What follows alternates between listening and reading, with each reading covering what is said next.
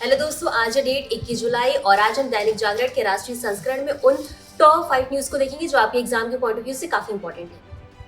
तो पहली न्यूज है, भारत में डेंगू के पहले टीके क्यूडेंगा को मिली मंजूरी। Drug controller general of India ने जापानी कंपनी टागेटा द्वारा विकसित इस टीके को मंजूरी दे दी है। यह टीका 4 से 60 वर्ष की आयु के लोगों के लिए और इसकी 2 खुराकें दी जाएंगी। भारत में हर साल डेंगू का प्रकोप सार्वजनिक स्वास्थ्य प्रणाली पर भारी बोझ डालता है। और इसी के साथ ये जो पूरा टॉपिक है ये आपके GS paper 3 science and tech और हेल्थ से जुड़ा हुआ है। अब आते हैं अगली न्यूज पर। जगह जगह बैरिकेडिंग और रास्ते बंद होने से थम गई दिल्ली और शांतिपूर्ण प्रदर्शन के नाम पर पुलिस पर पथराव और सुरक्षा घेरा तोड़ना हमारी आंतरिक सुरक्षा के लिए चुनौती है। इस घटना में दिल्ली पुलिस की इंटेलिजेंस विफलता पर भी सवाल उठे कि कैसे प्रदर्शनकारी इतनी बड़ी संख्या में प्रतिबंधित क्षेत्रों तक पहुंच गए। और यूपीएससी के लिहाज से यहाँ पर महत्वपूर्ण बिंदु ये है कि विरोध का अधिकार आर्टिकल 19 बनाम सार्वजनिक व्यवस्था बनाए रखने की जिम्मेदारी।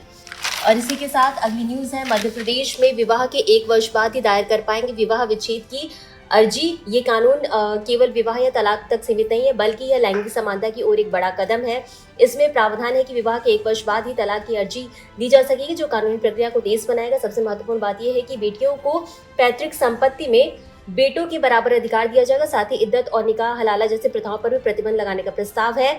और ये जो पूरा टॉपिक है ये यूपीएससी के मेंस के लिए आर्टिकल 44 समान नागरिक संहिता से संबंधित है।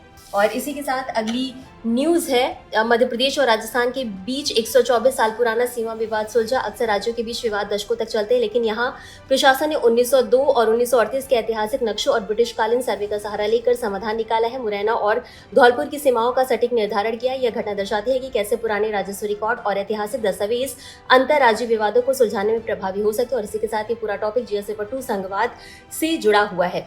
अब इसी क्रम में आगे बढ़ते हैं और देख लेते हैं अपनी अंतिम न्यूज को। तो सीहोर में मिली 1000 साल पुरानी ललितासन मुद्रा में मां दुर्गा की मूर्ति। मध्य प्रदेश के सीहोर जिले में एक प्राचीन प्रतिमा मिली है जिसमें देवी दुर्गा ललितासन यानी कि एक पैर नीचे की ओर और एक मुड़ा हुआ इसमें विराजमान है। मूर्ति के शीर्ष पर 9 छोटी आकृतियां जो संभवतः नव दुर्गा का प्रतीक हो सकती है। कला इतिहास की दृष्टि से यह खोज मध्यकालीन मूर्तिकला की बारीकियों को समझने में मदद करती है। प्रीलिम्स के लिए ऐसी मूर्तियां और उनकी मुद्राएं अत्यंत इंपॉर्टेंट हो जाती हैं। तो ये थी हमारी आज की सभी इंपॉर्टेंट खबर। आज के लिए बस इतना ही। धन्यवाद।